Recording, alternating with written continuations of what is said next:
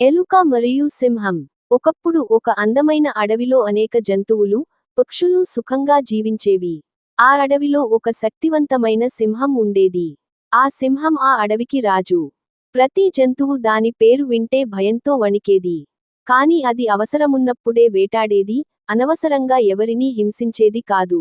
ఒక రోజు సింహం భోజనం చేసిన తర్వాత ఒక పెద్ద చెట్టు కింద నిద్రపోయింది. దగ్గరలోని ఎలుక గూడు నుంచి ఒక చిన్న ఎలుక బయటికి వచ్చింది. ఆ ఎలుక ఆడుకుంటూ సింహం మీదకు ఎక్కి దాని ముక్కు మీదకి వెళ్ళింది. సింహం ముక్కు మీద దురదగా అనిపించడంతో ఒక్కసారిగా మెలకువ వచ్చింది. తన పెద్ద పంజాతో దాన్ని పట్టేసింది. ఎలుక భయంతో కేక వేసింది. దయచేసి నన్ను వదిలేయండి రాజా. నేను చిన్నదాన్ని, మీకు నష్టం చేయను. ఒకరోజు నేను మీకు సహాయం చేస్తాను. సింహం నవ్వింది. హాహాహా, నువ్వు ఏం సహాయం చేస్తావు రా బుజ్జి ఎలుకా? కాని నిన్ను చంపడం నాకు అవసరం లేదు.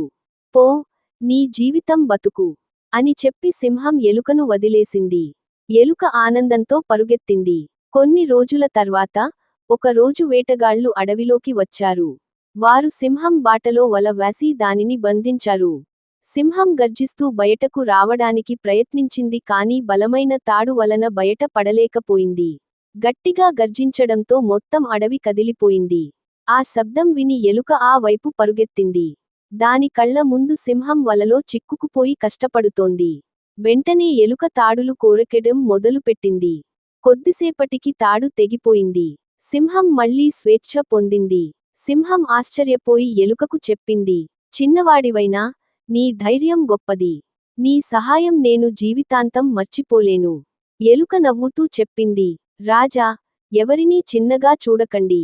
ప్రతి ఒక్కరికి ఉపయోగం ఉండే సమయం వస్తుంది. అది విన్న సింహం చిరునవ్వు చిందించి ఎలుకకు ధన్యవాదాలు చెప్పింది. ఆ రోజు నుండి సింహం ఎలుకకు మిత్రుడయింది.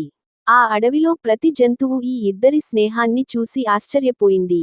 మూలిక నీతి: ఎవరినీ చిన్నవాడని, బలహీనుడని తక్కువగా అంచనా వేయకండి. సమయం వచ్చినప్పుడు ప్రతి ఒక్కరూ గొప్ప సహాయం చేయగలరు.